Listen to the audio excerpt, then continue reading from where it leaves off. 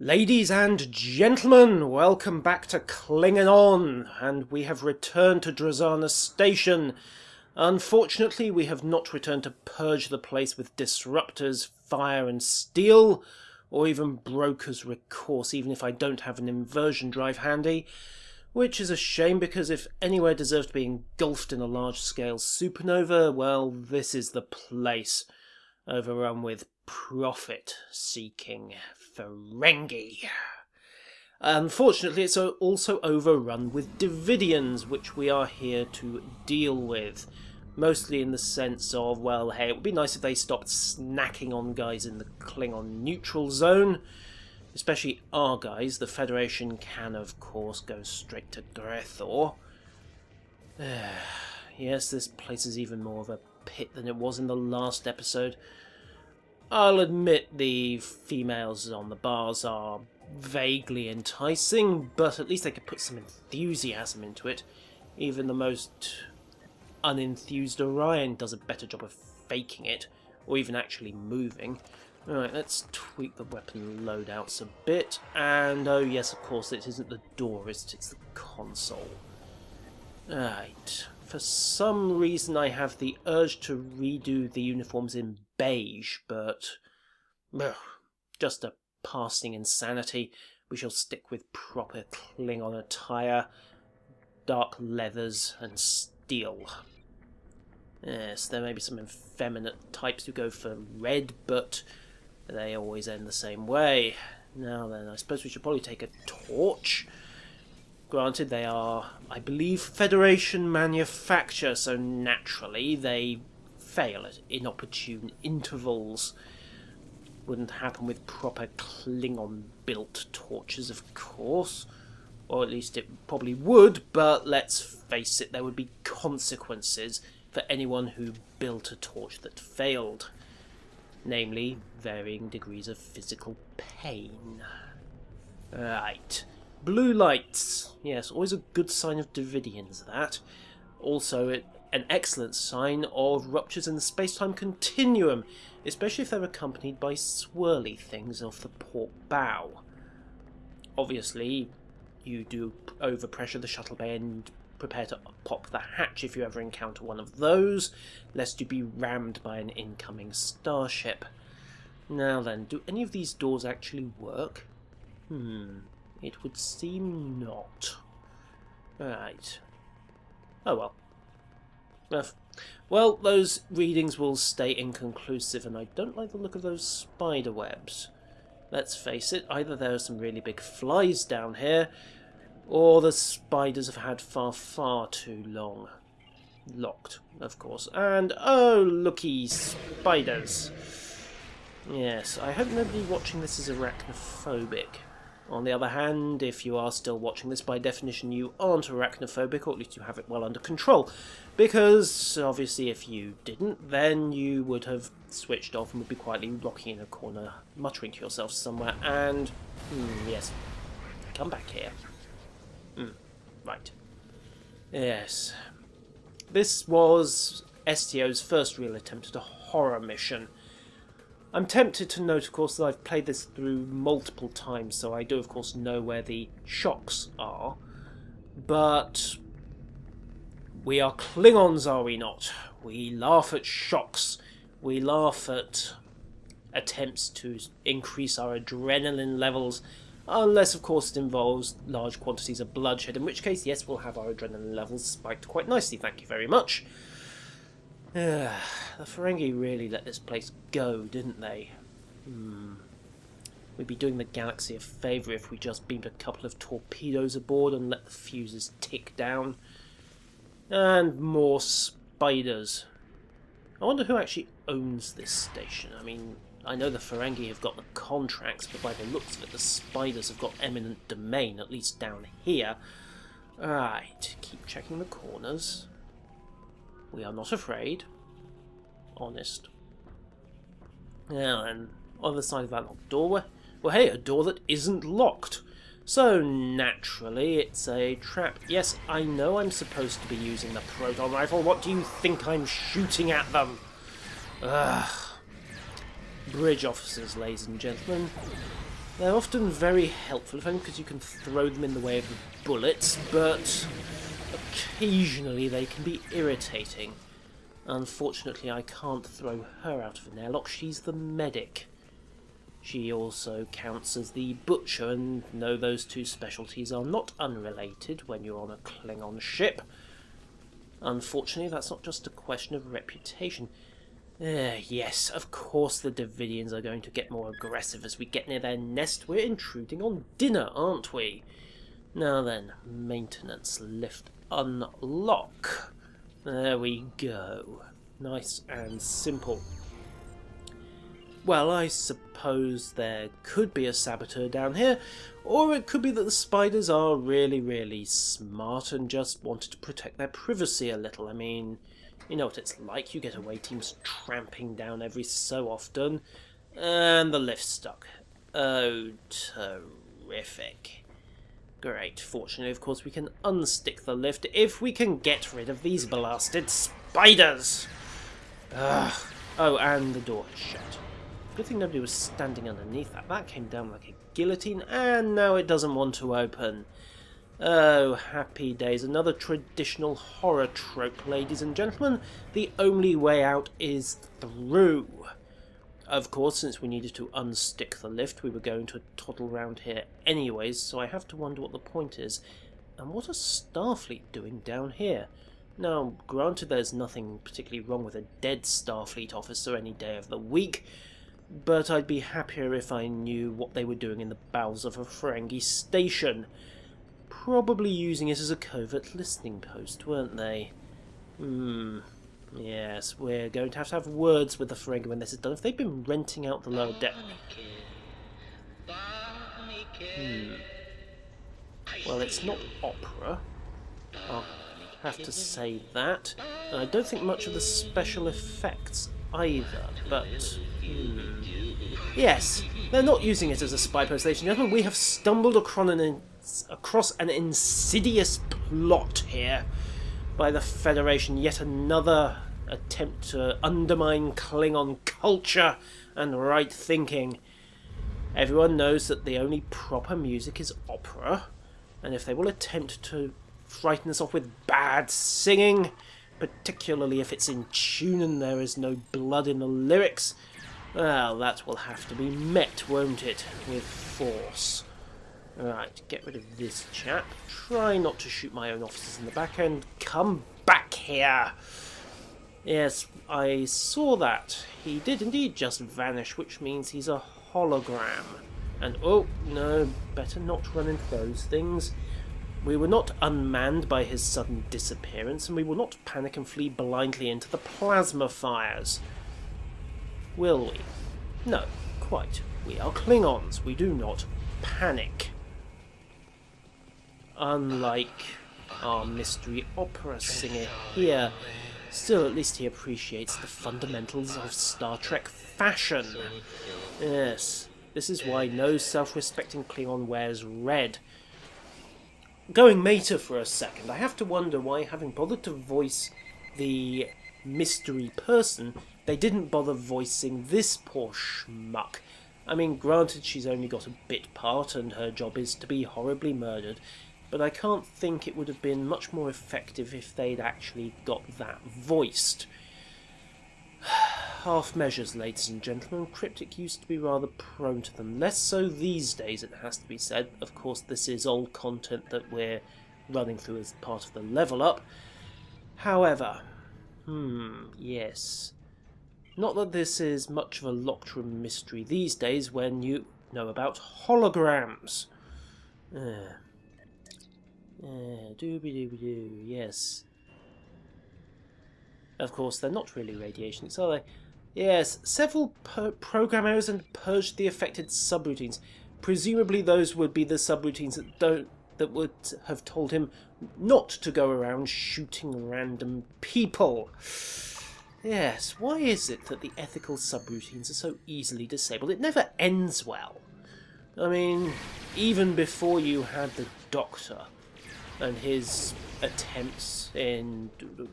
which was episode, was it Equinox? Or some such? and his ethical subroutines kept getting him into trouble. Does anyone else remember System Shock? The good old days of hackers. I can't make my voice go atonal, unfortunately. That started with somebody trying to disable the ethical subroutines on an artificial intelligence as well. You'd think people would learn by now. Now then. It was nice of them to tip us off to the ambush with the blue lights. So, let's just prime a turret. And stage a little ambush of our own. Yes, indeed. Oh, no, right. Didn't wait for us to actually start using the console. That would have been a much more effective technique. So, they're all nice and bunched up. Grenades. Can you even set fire to an out-of-phase Eidolon? Apparently, hard to be sure. They weren't standing in the fire anyway. Right. Zappy, zappy, zappy. Yes, that turret is doing its job. I was wondering for a second. And clearly they were snacking on Tholians at some point. Anyway, let's actually fix this. There we go. Grab that on the way. Small shield charge. Well, I suppose batteries are always helpful. And... oh, did I mean to turn the torch off? Hard to be sure. Anywho, one relay to go. And, never saw this before. I suppose it has to be noted in Cryptic's favour that this new, well, relatively new, interacting glow does make it more obvious. Anywho, more backstory. He wasn't quite so insane then, clearly. Alright, let's fix this final relay and get onto the power core. End of a corridor just waiting to be used. This won't be a trap at all, will it? Alright, back up, back up, back up. Okay, pop another turret, just in case. And yes, I am aware that I said I'd run this mission before, so of course it's not really an ambush if you know about it, but that was pretty well telegraphed anyway. Okay, zappity, zappity, zappity. Yes. Has to be said, that attack was really, really neat when it first came out. Oh, how things change, how familiarity breeds. Not contempt exactly, but it certainly dilutes the hey, that's kind of cool effect. Now then, what next? Oh yes, Mr. Mystery Murderer himself, who's just standing there and apparently isn't too pleased to see us. Yes, well, you already changed your program. Actually, that's a good point. Normally, when holograms go bonkers in Star Trek, it's because somebody else tampered with the program. Allowing an AI to go rampant like that is never a good idea. Now then, basic medic techniques. Can you set a hologram on fire? Immune, immune, immune, immune, immune. No, it turns out you can't set light on fire. I really should have seen that coming, shouldn't I? On the other hand, he did have, or at least presumably has, some sort of mobile emitter to get around like that. Even if he did mention he'd installed emitters on several parts of the deck, which was of course how he pulled the lock mystery off. Yeah. Anyway, he's down. Let's finish off his friends. Holograms. Ugh, you can't trust them. They're clearly an ally with anything. Foul, wee, tricksy, extra-dimensional Xenos that they are. And yes, I'm aware of the irony of a Klingon referring to things as Xenos. Look, everyone's Xeno to somebody else. And fortunately, friendly fire isn't on for plasma. Anyhow, that's fixed that, and yeah, that's a plot line that actually went nowhere. The fact that a Ferengi could afford a mobile holographic emitter. Now, granted, he could afford a whole space station, but mobile emitters, well, let's face it, the Doctor has one. The KDF, I believe, had access to at least one in the novels. The Emperor Kahless, I believe, faked his own kind of disappearance and replaced himself with a hologram. which caused a bit of a problem when somebody switched it off in the middle of the High Council sessions. Now, oh lovely, another locked door. 50-50, ladies and gentlemen. Any given door will be locked, particularly if it will cause you maximum inconvenience. Yes, indeed. If it will detour you. And oh looky, another console ambush in 5, 4, 3, 2, 1. There we go. At least the foul little things have the decency to turn up on time. And of course they fall over just like every other patak.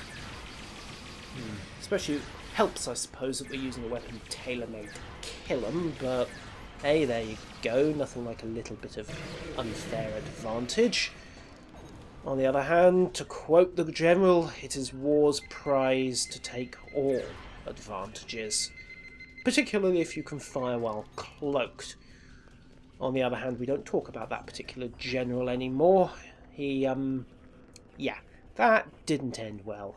I'm not sure what the Klingon's official line on him yet, but I will note that his name is reserved in the game. You cannot select it as a ship name.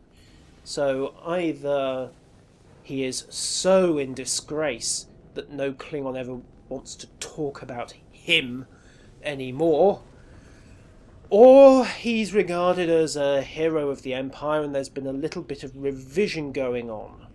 And that guy really needs to check up on the latest fashion trends. He's a couple of centuries off the mark. I know Starfleet let the uniform codes go, but even so. In fact, there were more of them. Okay, we'll let him off the charge of being out of date in his fashion tastes, I suppose. Right, let's see, and... okay. Why not? I suppose at this point we ought to cover the distinction between fear and horror, at least as I once heard it explained. Fear is knowing that something is wrong. Horror is knowing exactly what is wrong and just how badly screwed you are. Well, I suppose having that many Devidians look at you, I suppose that constitutes an attempt to inspire horror rather than fear. A case of, oh, for heaven's sake, are we going to have a pack of either Devidians or spiders at every single thing we attempt to use? Yes, we probably are, aren't we? Still, at least they're kind enough to announce themselves with that handy blue lighting. Even the Cardassians, you had to actually look at the sensors to spot the ambushes. The Devidians, I suppose, do a better job, but when everything goes blue a few seconds beforehand, that kind of blunts the effect. Yes, advanced tactical training indeed, and I just got promoted for healing people. I feel dirty. Ugh. Never mind, there'll be plenty of Devidian blood to wash that particular stain out. Promotion for medicine. Ugh. How un-Klingon can you get? Anyhow. Advanced tactical training, ladies and gentlemen. It's the little red button to switch the defences back on. I just hope the intrusion countermeasures can tell the difference. Because let's face it, if those things were put in by Starfleet, and they're programmed to aim at anybody who's not Starfleet, then we could have just made things rather awkward for ourselves. That could be bad. Oh well, that's primed a couple of other booby traps for the final fight. Right, which I suppose means there's only one thing left to do. Ladies and gentlemen, let us go and have dinner. Obviously not... okay, maybe we do have one more booby trap to prime. Obviously the attempt would be that we were not dinner ourselves, but... actually, let's just abandon that whole line of conversation. It's rather morbid to be talking about interrupting somebody's dinner when there's a good chance you'll be the chaser for the cocktails. After all, I'm assuming... would electricity count as a... well, technically it's energy, so I don't suppose you can call it either a drink or food. Well, not solid food, at least. It's not really respiratory either. What is it? well, I suppose you could call it... so let's just go with drinkies anyway. The Devidians are pretty much playing up the whole vampire shtick, even if they're going for brain juice in the shape of electricity rather than blood. And oh hey, guess what? It looks like we found a boss fight, and the turrets are still online. Excellent. Well, while they're dealing with those, let's just jump the party. Oh hey, phantasm, terrific. Okay, don't really want to be tackling all of these guys at once. Let's thin things down a bit. There's the first console. Tappity, tappity, tappity. Excellent. I have no idea what effect that's doing, but I'm assuming it's useful. There's console number 2. Trigger that. Fortunately, the bridge officers seem to be holding their own. And again, I've no idea what that's doing, but I'm assuming it's good, since the only thing that appears to be left is the boss and a couple of random sods who hopefully will finish them off. I suspect by the time we've killed the phantasm, well, yeah, Klimber and Kobor seem to have that nicely under control. So, boss time. Pokey, pokey, pokey, zappy, zappy, zappy. I should probably be breaking out the grenades to deal with this, but who cares? Now, will you kindly stand still? This is one of the problems with shooter mode if you're a little slow. Let's be polite here. It can be rather awkward to target things if they're not moving. So, of course, we'll just do it the old-fashioned way and finish them off with a batleth to the ankles. Right, so all the Devidians are gone. That's good. I imagine the blue light will wear off in a second. Usually does, or maybe it won't. Of course, the portal. Yes. Scans the Devidian portal. Beep, boop, beep. Okay, and... Yes, well, this is what happens when you use Federation tricorders, isn't it? I'm sure proper Klingon tricorders would work and have enough power to process all this data. Now then, hopefully we should be beaming back to the ship. We were beaming back to the ship, weren't we? Because this doesn't look like the ship. Who's on transporter duty? Who missed? I suppose it could have been worse. At least we've still got our clothes and our limbs are all attached. However, somebody must suffer for this mistake. Do I have a... No, I don't. Right, I don't have it in the development options, do I? Right, the transporter operator has a reprieve, at least until we can clean out the airlock from last time. Such incompetence. It will have to be tolerated for the moment. But that duty officer will not be scrambling my molecules again for a while. Ever, in fact. Now then, Gnalda, back to the proper station. The decent starbase. One that actually has the computers to do this job properly. Mind you, knowing these crummy Federation tricorders, it'll probably have crashed and lost all the data. Few skill points to blow in the meantime, so... Yeah, more weapon power is always good. More damage, more dots! Actually, no dots at all, in fact, because, yeah. I don't have anything with a dot 3 trait in my weapons fit. Yes. I'm assuming Korgoth is only part vampire because he only spelt his ship's name backwards and not his own name. I don't know why that's around. It seems to be one of the lesser-known vampire weaknesses that you won't recognise their name if they adopt the cunning technique of spelling it backwards. Alucard, take note. You weren't fooling anybody. Right, Gnalda. God, I miss Slipstream Drive. Roll on general rank. Or, failing that, roll on somebody with marauding rank 4, who I can beg a buff from, but that would be undignified. And besides, I honestly doubt anyone who has it is going to be hovering around here. They've all got better things to do. Right, Gnalda at long last, back to civilization, live gach, candied racht, and with a bit of luck, roquette blood pie that's still hot, especially if the liver's been properly done. Now then, oh yes, we're actually going to have to dock, aren't we? Helps if I remember to give the helm the orders. Close up on the station, come into range, and there we go. So, let's go meta again, shall we?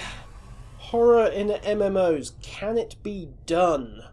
Well, I'm not sure. Certainly not in the way that a game like Fear or a single-player experience of any other kind can do it, because you have the problem of repeated attempts. Familiarity breeds contempt after all, and there's often no real sense of consequence because most MMOs tend not to do anything permanently nasty to your character, unlike the good old days of Star Wars Galaxy's initial Jedi implementation, which actually had permanent death, or Ultima Online, where if you died, chances are everything you lost was going to go into somebody else's bank. Yes, indeed, in Ultima, monsters looted you. And then, of course, there's Eve. If you happen to tread on a landmine in that sandpit, well, whole different story. Ladies and gentlemen, I'll see you next time.